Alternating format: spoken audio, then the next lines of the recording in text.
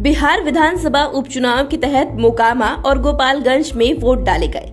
इसके रिजल्ट भी 6 नवंबर 2022 को आ गए। इस उपचुनाव को सियासी गलियारे में लोगों ने क्या नहीं कहा था। किसी ने 2024 का सेमीफाइनल कहा तो किसी ने इसे लिटमस टेस्ट बताया।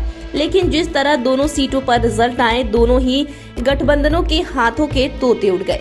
एनडीए और महागठबंधन दोनों के लिए ही ये रिजल्ट किसी सबक से कम नहीं है। यदि ये आगे नहीं चेते और उसके अनुसार रणनीति नहीं बनाई तो फिर 2024 में कोई दावा नहीं कह सकता है कि वह एक तरफा किला फतह कर रहा है, क्योंकि भले ही दोनों गठबंधन क्षणिक जीत का आनंद ले लेकिन अंदर ही अंदर से इस तरह के रिजल्ट से अंदर खाने में दोनों ही गठबंधनों में उत्साह नहीं है। ऐसे में आज हम आपको उन 5 सबक के बारे में बताएंगे जिन पर एनडीए और महागठबंधन दोनों को मंथन करने की जरूरत है। सबसे पहले बात करते हैं 5वें नंबर पर कास्ट पॉलिटिक्स की। दरअसल मोकामा और गोपालगंज उपचुनाव के जो रिजल्ट आए हैं उससे साफ हो गया है कि जातीय समीकरण को मैनेज करना दोनों ही गठबंधनों के लिए बहुत जरूरी है। कास्ट पॉलिटिक्स का जलवा मोकामा के साथ गोपालगंज उपचुनाव में भी देखने को मिला। पॉलिटिकल एक्सपर्ट्स की माने तो बिहार पॉलिटिक्स बिना जातीय समीकरण के एकदम भी आगे नहीं बढ़ सकती है। मोकामा में भूमिहार के साथ ही पासवान वोटरों का जलवा रहा। भूमिहारों के साथ ही यादव के एक मुश्त वोट मिलने की वजह से ही आरजेडी उम्मीदवार नीलम देवी की जीत हुई है। वही भूमिहार से इतर बाकी सवर्ण जातियों के वोट बीजेपी को मिले, लेकिन कुछ वोट भी कट गए। यदि बीजेपी के सभी आधार वोटों को पार्टी बांधने में सफल होती तो रिजल्ट चौंकाने वाले भी हो सकते थे। ऐसा ही गोपालगंज में भी देखने को मिला। भले ही बीजेपी वहां से जीत गई, लेकिन यदि ओवैसी के उम्मीदवार नहीं रहते तो बीजेपी की क्या स्थिति होती तो वही जानती है। दरअसल बीजेपी अपने आधार बनिया वोट को समेट कर नहीं रख सकी और ऐसा ही आरजेडी के साथ मुस्लिम वोटों को लेकर हुआ। आरजेडी की ही यही माय समीकरण में ओवैसी की पार्टी एआईएमआईएम ने 12,000 से अधिक वोट झटक लिए और महज 1794 वोट से तेजस्वी की पार्टी हार गई। इसलिए पॉलिटिकल एक्सपर्ट्स मानते हैं कि 2024 के लोकसभा चुनाव में कुछ ऐसे ही तस्वीर रहेगी। अब बात करते हैं चौथे नंबर की। मोकामा और गोपालगंज उपचुनाव में रिजल्ट से यह भी साफ हो गया है कि आने वाले दिनों में अब दोनों ही गठबंधनों के बीच आमने सामने की लड़ाई होगी। दरअसल नीतीश कुमार अब महागठबंधन के साथ हो गए हैं और इसे बदले हुए समीकरण के बाद यह पहला चुनाव था। इस चुनाव में मोकामा की बात करें या फिर गोपालगंज की, दोनों ही जगहों पर एनडीए बनाम महागठबंधन की लड़ाई हुई। दोनों ही सीटों पर एनडीए की ओर से बीजेपी और महागठबंधन की ओर से आरजेडी ने उम्मीदवार उतारे थे और दोनों ही सीटों पर अच्छी फाइट हुई। गोपालगंज में तो नेट टू नेट फाइट चली। कभी आरजेडी तो कभी बीजेपी के बीच चूहा बिल्ली का खेल चलता रहा। हालांकि मोकामा में आरजेडी ने बाजी मार ली, लेकिन पॉलिटिकल एक्सपर्ट्स भी इसे आरजेडी के बजाय अनंत सिंह की जीत मान रही हैं। शुरुआत से अंत तक अनंत सिंह ही छाए रहे, लेकिन पॉलिटिकल एक्सपर्ट्स भी कहते हैं कि इस बार की लड़ाई थोड़ी टफ थी। ऐसे में आरजेडी के वोट बैंक का भी लाभ मिला। जिस तरह से दोनों ही सीटों पर चुनावी लड़ाई हुई, उससे यह भी मैसेज है कि अपने अपने आधार वोट बैंकों को हर हाल में बांध कर रखना होगा, तभी 2024 में किला फतह की बात की जा सकती है।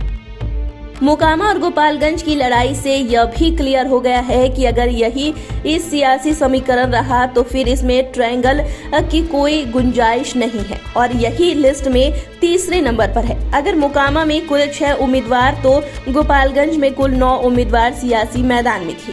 मोकामा में तो नीलम देवी बनाम सोनम देवी का मुकाबला शुरू से ही दिख रहा था और संयोग की दोनों के ही पति बाहुबली, इसलिए इस लड़ाई को अनंत सिंह बनाम ललन सिंह के रूप में देखा जा रहा था। लेकिन गोपालगंज की बात कुछ अलग थी। गोपालगंज में आरजेडी से मोहन गुप्ता और बीजेपी से कुसुम देवी मैदान में मुख्य रूप से थी, लेकिन मुकाबले में ट्रायंगल रूप देने के लिए तेजस्वी यादव के मामा साधु यादव ने अपनी पत्नी इंदिरा देवी को बसपा की इस टिकट पर उतारा था, जबकि ओवैसी की पार्टी एआईएमआईएम से अब्दुल सलाम को मैदान में उतारा था। हालांकि अब्दुल सलाम को 12,000 तो इंदिरा देवी को 8,000 से अधिक वोट मिले। इसके बाद भी चुनाव को ट्रायंगल फाइट नहीं बना सका। बस वोट कटवा बनकर रह गए। असदुद्दीन ओवैसी भी अब बिहार में फिर से बड़ा मुद्दा बनता जा रहा है। गोपालगंज उपचुनाव में ऐसा ही दिखा। दरअसल ओवैसी ने भले ही तेलंगाना में हुए उपचुनाव में अपने उम्मीदवार को नहीं उतारा, लेकिन गोपालगंज में अपना उम्मीदवार देकर आरजेडी को बड़ा झटका दे दिया। इससे पहले 2022 के विधानसभा चुनाव में ओवैसी ने सीमांचल में अपने कई उम्मीदवारों को उतारा, जिसमें से 5 उम्मीदवार जीत भी गए। साथ ही कई सीटों पर महागठबंधन के समीकरण को बिगाड़ भी दिया था और तब तेजस्वी यादव के पास सत्ता आते आते रह गई थी। हालांकि बाद में जीते हुए 5 में से 4 उम्मीदवार आरजेडी में शामिल हो गए थे, लेकिन गोपालगंज में एक बार फिर ओवैसी ने आरजेडी का खेला बिगाड़ दिया। इसका नुकसान सीधे तौर पर आरजेडी प्रत्याशी मोहन गुप्ता को हुआ और उन्हें बीजेपी प्रत्याशी कुसुम देवी से करीबी मुकाबले से हारना पड़ा। हालांकि ओवैसी फैक्टर बीजेपी के लिए लकी साबित हुई। यही वजह है कि बीजेपी अपने बयानों में एक बार भी ओवैसी को भला बुरा नहीं कहा है। पॉलिटिकल एक्सपर्ट्स भी मानते हैं कि बीजेपी वालों के लिए इससे बढ़िया क्या होगा कि मुस्लिम वोटों में किसी ने सेंध मारी तो की। हालांकि आरजेडी शुरू से ही ओवैसी की पार्टी को बीजेपी की बी टीम कह रहा है। अब बात करते हैं पहले नंबर की। पहले नंबर पर खुद नीतीश कुमार मौजूद फैक्टर के रूप में है। हालांकि कई एक्सपर्ट्स का मानना है कि नीतीश कुमार की ताकत कम हो रही है, वहीं कई एक्सपर्ट्स इसे पूरा सच नहीं मानते हैं। दरअसल नीतीश कुमार तबीयत खराब होने की वजह से उपचुनाव में प्रचार करने नहीं जा सके।